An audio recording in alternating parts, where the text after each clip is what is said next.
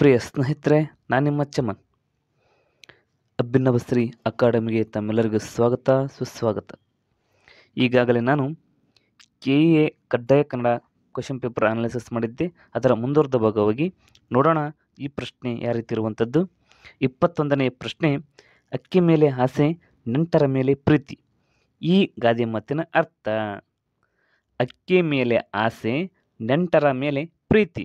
ಈ ಗಾದೆ ಮಾತಿನ ಅರ್ಥ: ಜಿಪುಣತನ, ಅತಿಯಾದ ಪ್ರೀತಿ, ಮಹಾ ಉದಾರಿ, ಸರಿಯಾದ ಹಂಚಿಕೆ. ಯಾವುದಾಗ್ಬೋದು ಇದಕ್ಕೆ ಸರಿಯಾದ ಉತ್ತರ? ಸರಿಯಾದ ಹಂಚಿಕೆ ಬರುವುದಿಲ್ಲ, ಮಹಾ ಉದಾರಿ ಆಗುವುದಿಲ್ಲ, ಅತಿಯಾದ ಪ್ರೀತಿ ಬರೋಕ್ಕೆ ಚಾನ್ಸೇ ಇಲ್ಲ. ಹಾಗಾದರೆ ಯಾವ್ದು ಬರುತ್ತೆ? ಜಿಪುಣತನ. ಜಿಪುಣತನ ಇದಕ್ಕೆ ಸರಿಯಾದ ಉತ್ತರ. ಹಾಗೆ ಮತ್ತೊಂದು ಪ್ರಶ್ನೆ, ಕರ್ಚಿಪ್. ಯಾವುದಿದೆ? ಕರ್ಚಿಪ್. ಈ ಪದದ ಕನ್ನಡ ರೂಪ: ಪಂಚೆ, ಕರವಸ್ತ್ರ, ಅಂಗಿ, ಮುಂಡಾಸು. ಏನು ಕರ್ಚಿಪ್ ಪದದ ಕನ್ನಡ ರೂಪ? ಮುಂಡಾಸು ಅಂದರೆ ಕ್ಯಾಪು, ಟೋಪಿಗೆ ಅಂತಿದ್ದೀವಿ ಅಲ್ಲ, ಅದಕ್ಕೆ ಮುಂಡಾಸು ಅಂತಾರೆ. ಅಂಗಿ, ಶರ್ಟು, ಆಮೇಲೆ ಪಂಜೆ, ಲುಂಗಿ ಆಗುವುದಿಲ್ಲ. ಅಂದರೆ ಕರವಸ್ತ್ರ ಏನಾಗ್ಬೋದು? ಆಗ್ಬೋದಲ್ಲ. ಕರವಸ್ತ್ರ. ಇದಕ್ಕೆ ಕರ್ಚಿಪ್ ಅಂದರೆ ಕರವಸ್ತ್ರ ಅಂತ ನಾವು ಕೇಳ್ಕೊಂಡಿದ್ದೀವಿ, ಕರಿತಾ ಇರ್ತೀವಿ. ಹಾಗೆ ಪ್ರಿಯ ವೀಕ್ಷಕರೇ, ಹಲವಾರು ಪದಗಳು ಕನ್ನಡದಿಂದ ಇಂಗ್ಲೀಷಿಗೆ ಅಥವಾ ಇಂಗ್ಲೀಷಿಂದ ಕನ್ನಡದಲ್ಲಿ ಇಲ್ಲಿ ಕೇಳಬಹುದು. ಯಾಕಂದರೆ ಇದು ಕಮ್ಯುನಿಕೇಷನ್ ಪೇಪರ್ ಇದೆಯಲ್ಲ, ಅಲ್ಲಿ ಕೂಡ ಅನುಕೂಲ ಉಪಯೋಗವಾಗುತ್ತೆ. ಯೂನಿವರ್ಸಿಟಿ. ಈ ಪದದ ಕನ್ನಡ ರೂಪ ಯಾವುದಾಗ್ಬೋದು? ಕಾಲೇಜು, ಶಾಲೆ, ಕೇಂದ್ರೀಯ ವಿದ್ಯಾಲಯ, ವಿಶ್ವವಿದ್ಯಾಲಯ. ಕಾಲೇಜ್ ಅಂದರೆ ವಿದ್ಯಾಲಯ ಆಗುತ್ತೆ, ಸ್ಕೂಲ್ ಅಂದರೆ ಶಾಲೆ ಆಗುತ್ತೆ, ಇದು ಸೆಂಟ್ರಲ್ ಕಾಲೇಜ್ ಆಗುತ್ತೆ. ಆಮೇಲೆ ಯೂನಿವರ್ಸಿಟಿ ಅಂದರೆ ವಿಶ್ವವಿದ್ಯಾಲಯ. ಪ್ರತಿಯೊಂದು ಪದದ ಬಗ್ಗೆ ಮಹತ್ವವಾಗಿ ತಿಳ್ಕೋಬೇಕಾಗುತ್ತೆ.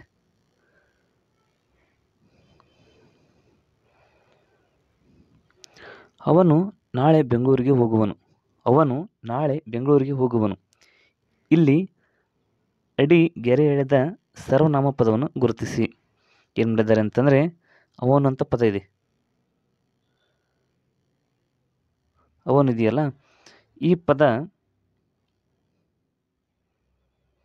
ಅವನು ಎಂಬ ಈ ಪದ ಯಾವ ಪುರುಷಾರ್ಥ ಬರ್ತಂತ ಏನು ಮಾಡಿದ್ರೆ ಕ್ವಶನ್ ಅವರು ಕೇಳಿದ್ದಾರೆ.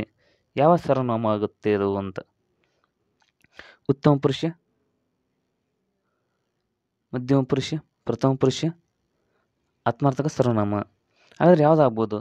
ಆಗೋಕ್ಕಿಂತ ಮುಂಚಿತವಾಗಿ ನಾವು ಇವು ನಾಲ್ಕುಗಳು ಯಾವ ಅಂತ ತಿಳ್ಕೊಳ್ಳೋಣ. ಉತ್ತಮ ಪುರುಷ ನಾನು ಮತ್ತು ನಾವು, ಅವು ಯಾವಪ್ಪ ಅಂದ್ರೆ ಉತ್ತಮ ಪುರುಷ. ಮಧ್ಯಮ ಅಂದ್ರೆ ನೀನು, ನೀವು. ಹಾಗೆ ಪ್ರಥಮ ಪುರುಷ ಅಂದರೆ ಅವನು, ಅವಳು, ಅದು. ಆತ್ಮಾರ್ಥ ಅಂದರೆ ತಾನು, ತಾವು. ಹಾಗಾದರೆ ಇದಕ್ಕೆ ಸರಿಯಾದ ಉತ್ತರ ಯಾವುದಾಗುತ್ತೆ? ಇದಕ್ಕೆ ಪ್ರಥಮ ಪುರುಷ ಆಗುತ್ತೆ.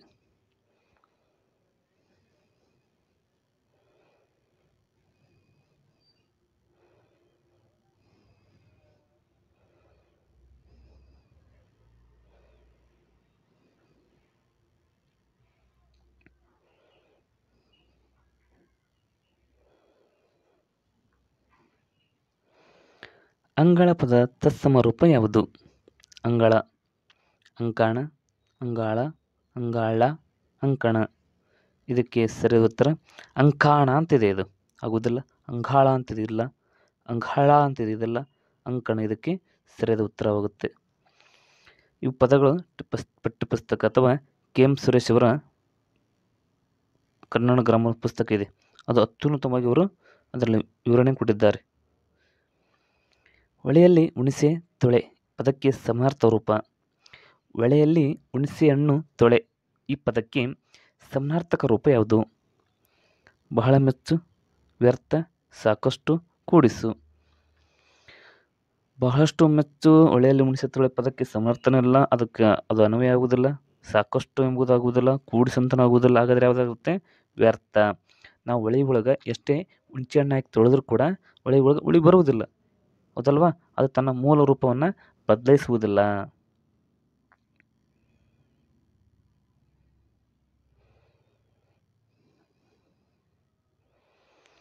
ಕನ್ನಡದಲ್ಲಿ ದೊರೆತಿರುವ ಮೊದಲ ಕಾವ್ಯವೊಂದು ಈ ಕೃತಿಯನ್ನು ಪರಿಗಣಿಸಲಾಗಿದೆ. ಕವಿರಾಜಮಾರ್ಗ, ಆದಿಪುರಾಣ, ಸಾಹಸಭೀಮಜಯ, ಶಬ್ದಮಣಿ ದರ್ಪಣ. ಅವರು ಮೊದಲೇ ಹೇಳಿದ್ದಾರೆ ಕನ್ನಡದಲ್ಲಿ ದೊರೆತಿರುವ ಮೊದಲ ಕಾವ್ಯ ಅಂತ ಕೇಳಿದ್ದಾರೆ. ಅದಕ್ಕಂದರೆ ಕವಿರಾಜಮಾರ್ಗ ಕಾವ್ಯ ಆಗುತ್ತೆ. ಇಲ್ಲ ಅಂತಂದರೆ ಶಬ್ದಮಣಿ ದರ್ಪಣ ಆಗ್ತಿತ್ತು, ಅದು ಗದ್ಯ ಆಗ್ತಿತ್ತು. ಶ್ರೀ ವಿಜಯ ಬರೆದ ಕವಿರಾಜಮಾರ್ಗ, ಆದಿಪುರಾಣ ಪಂಪ, ಸಾಹಸಭೀಮ ವಿಜಯ ಯಾರಂತ ಕಮೆಂಟ್ ಮಾಡಿ.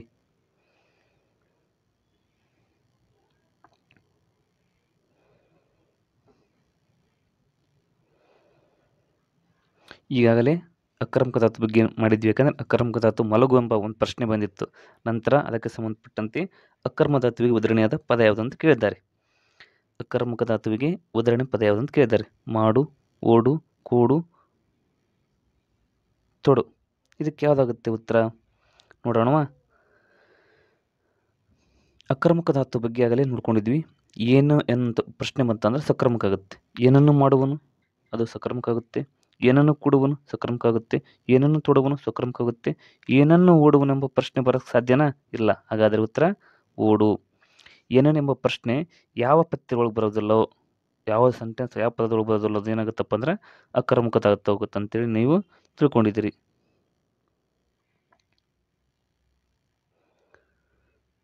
ನಂತರ ಸೊಗಸಾಗಿ ಎನ್ನುವುದು ಡ್ಯಾಶ್ ಅವ್ಯಯ. ಸೊಗಸಾಗಿ ಎನ್ನುವುದು ಡ್ಯಾಶ್ ಅವ್ಯಯ. ಅವ್ಯಯದ ಬಗ್ಗೆ ಕೂಡ ನಾವು ಮಹತ್ವವಾಗಿ ತಿಳ್ಕೋಬೇಕು. ಯಾಕಂದರೆ ಪ್ರತಿಯೊಂದು ಪ್ರಶ್ನೆಗಳು ಅನುಕರಣನ, ಕ್ರಿಯಾರ್ಥಕ, ಸಾಮಾನ್ಯ, ಸಂಬಂಧಾರ್ಥಕ. ಇದಕ್ಕೆ ಸರಿಯಾದ ಉತ್ತರ ಸಾಮಾನ್ಯ. ಅವ್ಯಯಗಳಿಗೆ ಸಂಬಂಧಪಟ್ಟಂತೆ ಒಂದು ಶಾರ್ಟ್ ನೋಟ್ಸನ್ನು ಮಾಡುವಂಥ ಪ್ರಯತ್ನವನ್ನು ಮಾಡ್ತಾ ಇದ್ದೀನಿ. ಅದನ್ನು ಕೂಡ ಅಪ್ಲೋಡ್ ಮಾಡ್ತೀನಿ. ಓಕೆನಾ?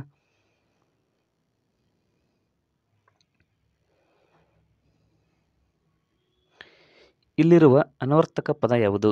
ಸೀತೆ, ವಿಜ್ಞಾನಿ, ನದಿ, ಅವನು. ಸೀತೆ ಎಂಬುದು ಅಂಕಿತನಾಮ, ವಿಜ್ಞಾನಿ ಎಂಬುದು, ನದಿ ಎಂಬುದು ರೂಢನಾಮ, ಅವನು ಎಂಬುದು ಸರ್ವನಾಮ. ಹಾಗಾದರೆ ನಮಗೆ ಬೇಕಾಗಿರುವುದು ಅನ್ವರ್ತನಾಮ ಯಾವುದಪ್ಪ ಅಂತಂದ್ರೆ ವಿಜ್ಞಾನಿ. ರೂಢಿಂದ ಬರುವಂಥದ್ದೆಲ್ಲ ರೂಢನಾಮ ಆಗುತ್ತೆ. ಇಟ್ಟಂತಗಳನ್ನು ಅಂಕಿತನಾಮ ಅಂತ ಕರಿತೀವಿ. ಅನ್ವರ್ಥ ಮಾಡುವ ವೃತ್ತಿಯಿಂದ ಬರುವಂಥವನ್ನ ಅನ್ವರ್ತನಾಮ ಅಂತ ಕರಿತೀವಿ. ವಿಜ್ಞಾನಿ, ಶಿಕ್ಷಕ, ಕಿವುಡ, ಕೂಡ ಪ್ರತಿಯೊಂದು ಕೂಡಲಿ ಬರ್ತಂದರೆ ಅದು ಅನ್ವರ್ತಕ ಆಗುತ್ತೆ.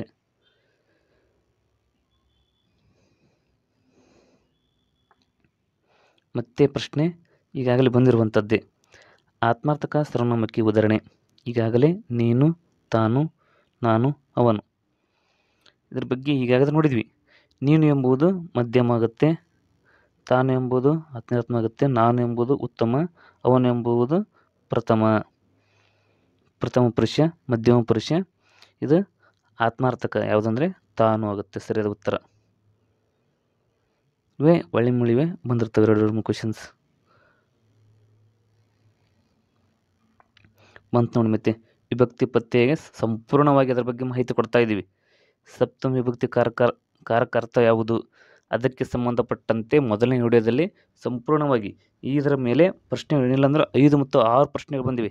ಇದರ ಮೇಲೆ ಅಂದರೆ ವಿಭಕ್ತಿ ಕಾರಕಾರ್ಥ, ವಿಭಕ್ತಿ ಪ್ರತ್ಯಯ, ಆಮೇಲೆ ಹಳೆಗನ್ನಡ ಪ್ರತ್ಯಯ, ಪ್ರತಿಯೊಂದರ ಬಗ್ಗೆ ಮಾಹಿತಿ ಕೇಳ್ತಾ ಇದ್ದಾರೆ. ಹಾಗಾಗಿ ನೀವು ಈಗಾಗಲೇ ಅಪ್ಲೋಡ್ ಮಾಡಿರುವಂಥ 1ನೇ ವಿಡಿಯೋದಲ್ಲಿ ವಿಭಕ್ತಿಗಳ ಬಗ್ಗೆ ಸಂಪೂರ್ಣವಾಗಿ ಮಾಹಿತಿಯನ್ನು ಕೊಟ್ಟಿದ್ದೀನಿ. ಆಯಿತಾ?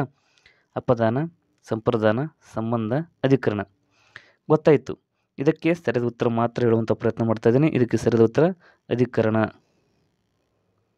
ಇದು ಸಪ್ತಮ ವಿಭಕ್ತಿಗೆ ಅಪದಾನ, ಸಂಪ್ರದಾನ, ಸಂಬಂಧ, ಇದು ಷಷ್ಠಿ, ಇದು ಪಂಚಮಿ, ಇದು ಚತುರ್ಥಿ ವಿಭಕ್ತಿ ಸಂಬಂಧಪಟ್ಟಂತೆ ಸಂಪೂರ್ಣವಾದಂಥ ಮಾಹಿತಿಗಳನ್ನು ಈಗಾಗಲೇ ಒಂದಿನ ಭಾಗದಲ್ಲಿ ಹೇಳಿದ್ದೀನಿ. ಅದನ್ನು ನೋಡ್ಕೋಬೋದು. ಯಾಕಂದರೆ ಮುಂದಿನ ಕ್ವಶನ್ಸ್ಗಳು ಇದರ ಮೇಲೆ ಬರ್ಬೋದು. ವಿಭಕ್ತಿ ಪತ್ಯಗಳ ಮೇಲೆ ಕಡ್ಡಾಯ ಬರ್ತವೆ.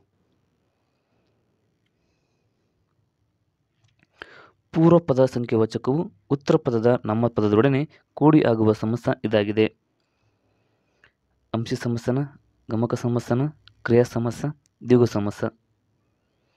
ದ್ವಿಗು ಸಮಾಸ ಅಂದರೆ ಅಲ್ಲಿ ಸಂಖ್ಯಾವಾಚಕ ಇರಬೇಕಿಲ್ಲ. ಕ್ರಿಯಾ ಸಮಾಸ ಅಂದರೆ ಕಾರ್ಯಗಳು ಇರಬೇಕಲ್ಲಿ. ಅಂಶಿ ಸಮಾಸ ಅಂದರೆ ಇಲ್ಲಿ ನಾವು ಮಿಸ್ಟೇಕ್ ಮಾಡ್ತಾ ಇದ್ದೀವಿ ನೋಡಿ. ಅಂಶಿ ಸಮಾಸ ಅಲ್ಲ, ಇದು ಗಮಕ ಸಮಾಸನೂ ಅಲ್ಲ. ಹಾಗಾದರೆ ಪೂರ್ವ ಪದ ಸಂಖ್ಯಾವಾಚಕ ಅಂತಿದೆ ನೋಡಿ. ಇದನ್ನು ಗಮನಿಸಲಿಲ್ಲ. ಸಂಖ್ಯಾವಾಚಕ ಬಂತಂದರೆ ಅದು ದ್ವಿಗು ಸಮಾಸ. ದ್ವಿಗು ಸಮಾಸ ಅಂದರೆ ಏನಪ್ಪ ಅಂತಂದರೆ ಸಂಖ್ಯಾವಾಚಕ. ಏನು ಯಾವುದಾದ್ರೂ ಸಂಖ್ಯೆಯ ವಾಚಕ ಇತ್ತು ಅಂದರೆ ಅದು ದ್ವಿಗು ಸಮಾಸ ಆಗಿರುವಂಥದ್ದು.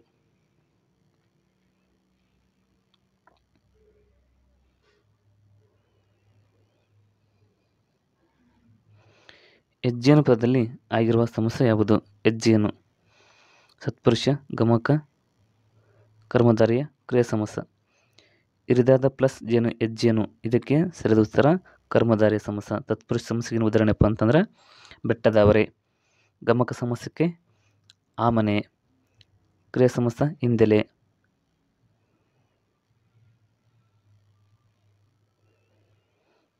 ಇದಕ್ಕೆ ಸರಿಯಾದ ಉತ್ತರ ಕರ್ಮಧಾರಯ ಸಮಾಸ.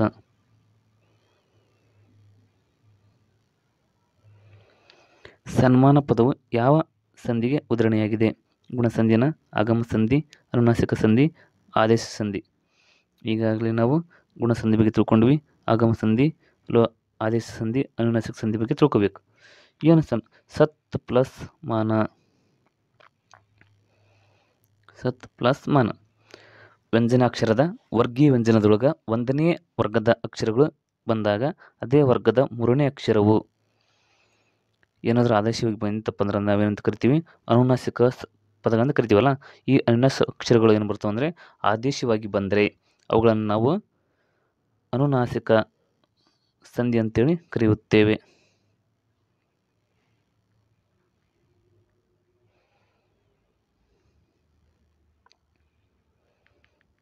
ಮತ್ತೊಂದು ಪ್ರಶ್ನೆ, ಸರಿಯಾದ ತತ್ತಮ ತದ್ಭವ ರೂಪ ಗುರುತಿಸಿ. ಸಕ್ಕರೆ ಸಕ್ಕರೆ, ವೃಷಭ ಋಷಭ, ಜ್ವಾಲ ಜ್ವಲ, ಶಾಲ ಸಾಲ. ಇದರಲ್ಲಿ ಸರಿಯಾಗಿರುವಂಥದ್ದು ಯಾವುದಪ್ಪ ಅಂದರೆ ಶರ್ಕರ, ಸಕ್ಕರೆ. ನಿಮಗೆ ತತ್ತಮ ತದ್ಭವ ಇವು ಪದಗಳಲ್ಲಿ ಬರ್ತಾವೆ ಅಂದರೆ 5ನೇ ತರಗತಿಯಿಂದ 10ನೇ ತರಗತಿಯ ಕಡ್ಡಾಯ ಕನ್ನಡ ಪುಸ್ತಕ ಇದೆಯಲ್ಲ, ನಾವು ಪ್ರಥಮ ಭಾಷೆ ಕನ್ನಡ ಪುಸ್ತಕದಲ್ಲಿ ಏನಿದೆ ಅಂತಂದರೆ ಇದರ ಬಗ್ಗೆ ಸಂಪೂರ್ಣವಾದ ಮಾಹಿತಿ ಇದೆ. ಅದಕ್ಕೆ ಸಂಬಂಧಪಟ್ಟಂತೆ ಈ ಪ್ರತಿಯೊಂದು PDF ಅನ್ನು ನಾನು ವಾಟ್ಸಪ್ ಗ್ರೂಪಲ್ಲಿ ಅಪ್ಲೋಡ್ ಮಾಡಿರ್ತೀನಿ. ತಾವು ವಾಟ್ಸಪ್ಪಿಗೆ ಜಾಯ್ನ್ ಆಗ್ಬೋದು. ವಾಟ್ಸಪ್ಪಲ್ಲಿ ಪ್ರತಿಯೊಂದು 5ನೇ ತರಗತಿಯಿಂದ ನಮ್ಮ ಕನ್ನಡ ಪ್ರಥಮ ಭಾಷೆ ಕನ್ನಡ ಅದಕ್ಕೆ ಸಂಬಂಧಪಟ್ಟಂಥ ಪಠ್ಯಪುಸ್ತಕ ಅಂತಿದೆಯಲ್ಲ, ಈ ಪಠ್ಯಪುಸ್ತಕದಲ್ಲಿ ವ್ಯಾಕರಣ ಅಭ್ಯಾಸಕ್ಕೆ ಸಂಬಂಧಪಟ್ಟಂಥ ಸಂಪೂರ್ಣವಾದ ಮಾಹಿತಿಯನ್ನು PDF ಇದೆಯಲ್ಲ, ಆ PDF ಅಪ್ಲೋಡ್ ಮಾಡ್ತೀನಿ. ತಾವು ನಮ್ಮ ವಾಟ್ಸಪ್ ಗ್ರೂಪಿಗೆ ಜಾಯ್ನ್ ಆಗ್ಬೋದು. ಹಾಗೆ ಇವುಗಳಲ್ಲಿ ಯಾವುದು ಕನ್ನಡ ಪದವಲ್ಲ? ಇವುಗಳಲ್ಲಿ ಯಾವುದು ಕನ್ನಡ ಪದವಲ್ಲ? ಮನೆ, ನೇಸರ, ಕುಮಾರ, ನೀರು. ನಾವು ಕನ್ನಡಿಗರಾಗಿ ಕನ್ನಡ ಪದ ಯಾವುದಲ್ಲ ಅಂತಂದರೆ ಗುರುತಿಸುವುದು ಎಷ್ಟು ಕಷ್ಟ ನೋಡಿ. ಇವಾಗ ಮನೆ ಎಂಬುದು ಕನ್ನಡ ಪದ, ನೇಸರ ಎಂಬುದು ಕನ್ನಡ ಪದ, ನೀರು ಎಂಬುದು ಕನ್ನಡ ಪದ. ಹಾಗಾದರೆ ಕುಮಾರ ಎಂಬುದು ಇದು ಕನ್ನಡ ಪದವಲ್ಲ. ಕುಮಾರ ಎಂಬುದೇನಲ್ಲ ಕನ್ನಡ ಪದವಲ್ಲ, ಗಮನಿಸಬೇಕು.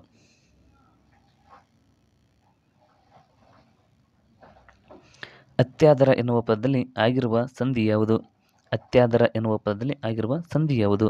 ವೃದ್ಧಿ ಸಂಧಿ, ಎಣು ಸಂಧಿ, ಗುಣಸಂಧಿ, ಸವರ್ಣ ದೀರ್ಘ ಸಂಧಿ. ವೃದ್ಧಿ ಸಂಧಿ ಅಲ್ಲ, ಯಾಕಂದರೆ ಏಕ ಪ್ಲಸ್ ಏಕೈಕ ಸಂಧಿ ಬಗ್ಗೆ ನೋಡ್ಕೊಂಡಿದ್ದೀವಿ.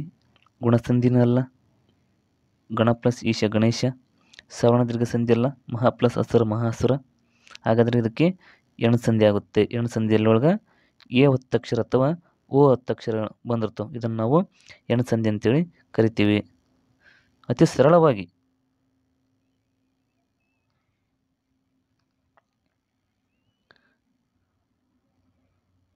ಹಾಗೆ ಗುರು ಕೊನೆಯಲ್ಲಿ ಬರಲು ಈ ಗಣವಾಗುತ್ತದೆ.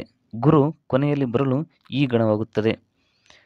ಮಗಣ, ಸಗಣ, ತಗಣ, ಜಗಣ. ಏನು ಸರ್ ಗುರು ಲಘು ಮೂರಿರಿ ಮನಗನ, ಗುರು ಲಘು ಕೊನೆಯಲು ಸತ್ತಗನ ಮಕ್ಕಮ್ ಅಂತಂದು ಕೊನೆಯಲ್ಲಿ ಅನ್ನೋದು ಒಂದು ಪೋಯಮ್ ಇದೆ.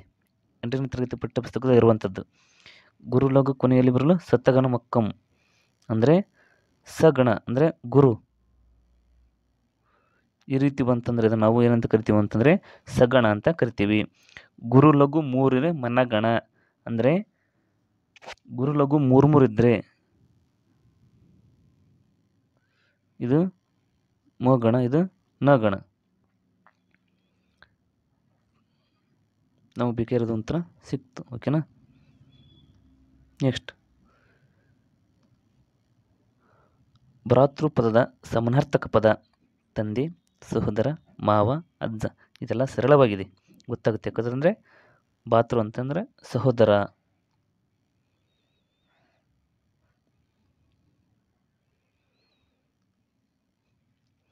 ನೆನಪಿನ ಧ್ವನಿಯಲ್ಲಿ ಇದು ಕುವೆಂಪು ಅವರ ಡ್ಯಾಶ್. ನೆನಪಿನ ಧ್ವನಿಯಲ್ಲಿ ಕಾದಂಬರಿನಿ, ನಾಟಕ, ಕವನ ಸಂಕಲನ, ಆತ್ಮಕಥೆ. ಇದು ನಮ್ಮ ಕುವೆಂಪುರು ಬರೆದಿರುವಂಥ ಆತ್ಮಕಥೆ. ಯಾವುದು? ನೆನಪಿನ ದೋಣಿಯಲ್ಲಿ. ಹಾಗಾದರೆ ನಾವು ಪ್ರತಿಯೊಬ್ಬರ ಆತ್ಮಕಥೆ ಬಗ್ಗೆ ಕೂಡ ಓದ್ಕೋಬೇಕು.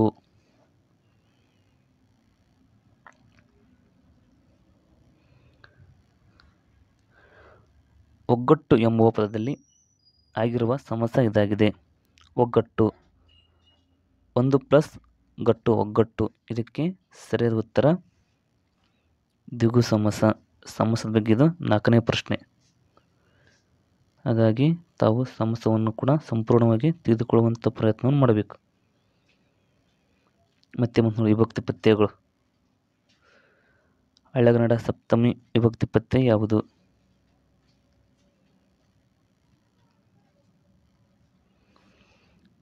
ಅಂತಣಿಂ, ಮಣ್, ಒಳ್, ಅಂ.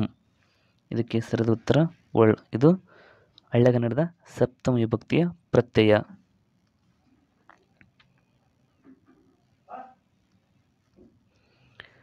ಒಬ್ಬಿರಾಯನ ಕಾಲ.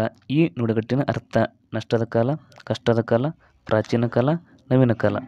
ಇದಕ್ಕೆ ಸರಿಯಾದ ಉತ್ತರ ಪ್ರಾಚೀನ ಕಾಲ. ಕಷ್ಟದ ಕಾಲ ಆಗಲ್ಲ, ನಷ್ಟದ ಕಾಲ ಆಗುವುದಿಲ್ಲ, ನವೀನ ಕಾಲ ಆಗುವುದಿಲ್ಲ. ಇದು ಪ್ರಾಚೀನ ಕಾಲ. ಒಬಿರಾಯನ ಕಾಲ. ಒಬಿರಾಯನ ಕಾಲವಂದರೆ ಈ ನುಡಿಗಟ್ಟಿನ ಅರ್ಥ ಒಬಿರಾಯನ ಕಾಲವಂದರೆ ಅದು ಪ್ರಾಚೀನ ಕಾಲ ಎಂಬ ಅರ್ಥವನ್ನು ಕೊಡುತ್ತದೆ. ನುಡಿಗಟ್ಟುಗಳ ಬಗ್ಗೆ ಒಂದು PDF ಇದೆ, ಅದನ್ನು ಕೂಡ ವಾಟ್ಸಪ್ಪಲ್ಲಿ ಸೆಂಡ್ ಮಾಡ್ತೀನಿ.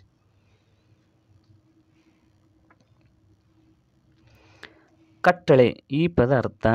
ಕಟ್ಟಳೆ ಅಂತ ನಾವೆಲ್ಲ ಎಲ್ಲಾದರೂ ಕೇಳಿರ್ತೀವಿ. ಹಾಗಾದರೆ ಅದರ ಅರ್ಥ ಏನು?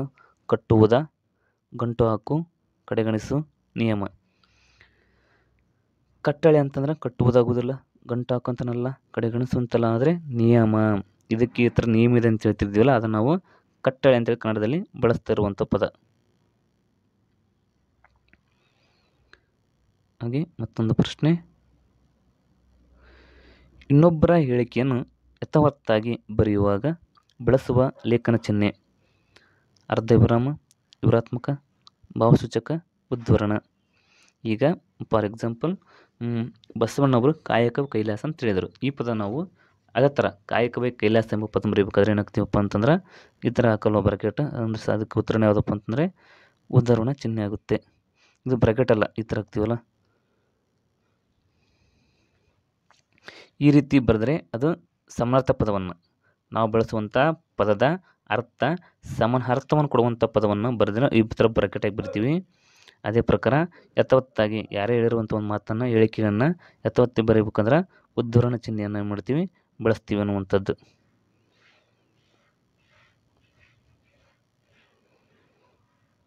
ಈಗ ಸರಿಯಾದ ಉತ್ತರ ಗೊತ್ತಲ್ಲ, ಉದ್ಧರಣ.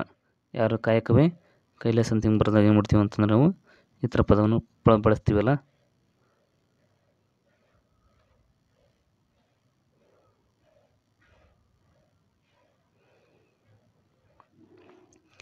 ಬ್ಯಾನೆ. ಈ ಪದದ ಗ್ರಾಂಥಿಕ ರೂಪ ಬಾನು, ಬೇನೆ, ಬ್ಯಾನೆ, ಬಾನು. ಇದಕ್ಕೆ ಸರಿ ಉತ್ತರ ಬೇನೆ ಎಂಬುದು ಬ್ಯಾನಿ ಪದದ ಗ್ರಾಂಥಿಕ ರೂಪ.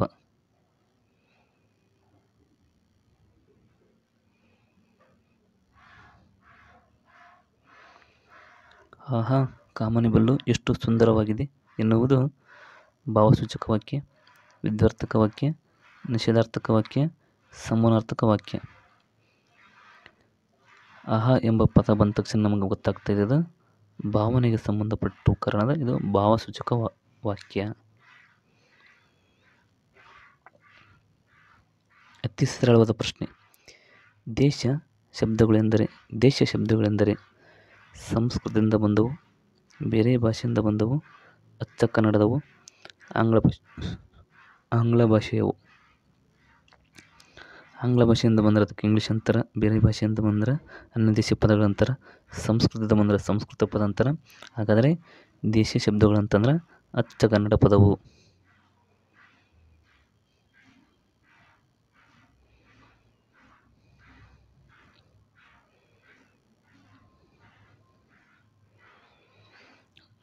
ಇದು ಕರ್ಮಧಾರಿಯ ಸಮಸ್ಯೆಗೆ ಉದಾಹರಣೆ.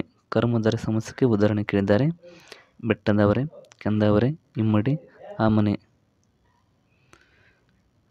ಬೆಟ್ಟ ಪ್ಲಸ್ ತಾವರೆ ಬೆಟ್ಟದವರೆ ಇದು ತತ್ಪುರುಷ ಸಮಾಸ. ಕೆಂದವರೆ ಕೆಂದು ಪ್ಲಸ್ ತಾವರೆ ಕೆಂದವರೆ ಇದು ಕರ್ಮಧಾರಯ ಸಮಾಸ. ಇಮ್ಮಡಿ ಎರಡು ಪ್ಲಸ್ ಮುಡಿ ಇಮ್ಮಡಿ ಇದು ದ್ವಿಗು ಸಮಾಸ. ಆಮನೆ ಇದು ಗಮಕ ಸಮಾಸವಾಗುತ್ತೆ.